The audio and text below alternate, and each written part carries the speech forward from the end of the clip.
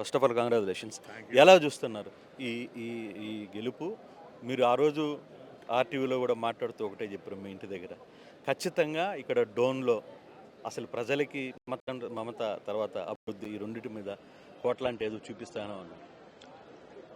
ఈ ప్రాక్టికల్ మాటలు మీతో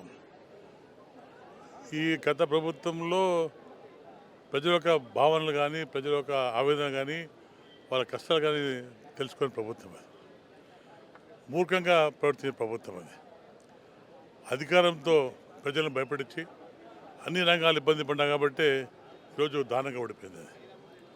ఒకసారి ప్రజల్లో గెలిపించాక ప్రజలకు అందుబాటులో నుండి ప్రజల కష్టాలు పాల్పంచుకుంటే వాళ్ళకి ఇబ్బంది ఉండదు.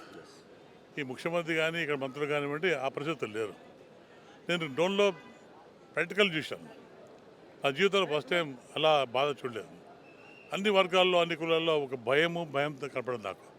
నేను దానికి చెప్పాను, మీరు భయపడే అవసరం లేదు, నేను వస్తున్నా కాబట్టి నన్ను గెలిపించండి, మీరు ప్రశాంతంగా మీరు బతకండి, మీకు అండగానే మీ కష్టాల్లో పాల్పంచుకొని నేను గెలిపిస్తానని చెప్పుతూనే ఈరోజు నన్ను ఎంత ఇబ్బందిగా ఉన్నా గెలిపించాను. నేను ముఖ్యంగా సాగునీరు ప్రాజెక్టులు పెండింగ్ ఉంది, తాగునీరు ప్రాజెక్టు పెండింగ్ ఉంది, రైతుల సమస్య పెండింగ్ ఉన్నాయి, దాంతోపాటు అనేక రకాల సమస్యలు ఉన్నాయి. ఇవన్నీ కూడా పక్క పెట్టాను. ఒక అహంకారంతో నేను అభివృద్ధి చేశాను, అభివృద్ధి చేసింది మేము చేసే గత ప్రభుత్వంలో ఏం చేసిన ఓన్లీ ఇంప్రూవ్మెంట్. అదే చెప్పాను, అభివృద్ధి చేసి మేము చేసాం, ఇంప్రూవ్ చేసేటప్పటి నుంచి అభివృద్ధి చేయలేదు. ప్రజలకు దాంతో ముందుకెళ్ళాం. మేము ల్యాండ్ టైటిల్ యాక్ట్ చాలా దారుణంగా ఉంటుంది.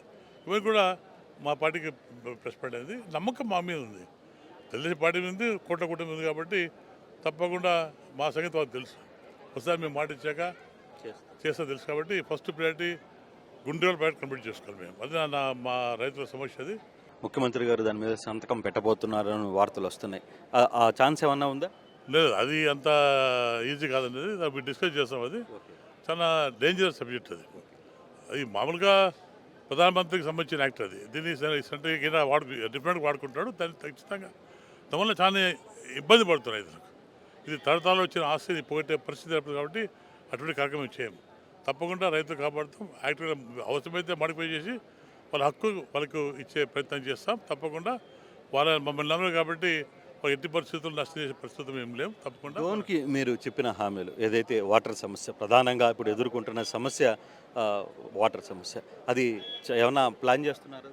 నేను మొన్ననే మాట్లాడాను, ఇరిగేషన్ గురించి మాట్లాడి దాని గురించి డీటెయిల్స్ ఏమన్నాను. గుండెవాడు కానివ్వండి రకరకాల ప్రాజెక్టులు అని తప్పకుండా గవర్నమెంట్ ఫామ్ అయినాక ముఖ్యమంత్రితో మాట్లాడి తప్పకుండా ఫస్ట్ ప్రయారిటీ దాన్ని చేసి 1 yearలో 1.5 కంప్లీట్ చేసి సామాన్య దాదాపు 50%-60% ఆ కార్యక్రమాలు చేపట్టి రైతులు ఆదుకోవడానికి నమ్మకం ఉంది, విశ్వాసం వాళ్ళకి నమ్మింది కాబట్టి తప్పకుండా మాట తప్పకుండా దాన్ని కంప్లీట్ చేసి వాళ్ళ పూల బాటలు నడిపించే బాధ్యత మాది కాబట్టి తప్పకుండా వాళ్ళ కష్టాలు పాల్పంచుకొని అన్ని సమస్యలు తీరుస్తాం కూడా మనం చేసుకుంటాం. Thank you sir, thank you. ఇది కోట్ల ప్రకాష్ రెడ్డి గారు క్లియర్గా చెప్తున్నారు.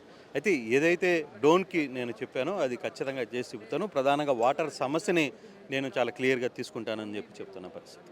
మరిన్ని వీడియోస్ కోసం ఛానల్ సబ్స్క్రైబ్ చేయండి, లేటెస్ట్ అప్డేట్స్ కోసం వాట్సాప్ ఛానల్ ఫాలో చేయండి అండ్ లింక్ డిస్క్రిప్షన్లో ఉంది.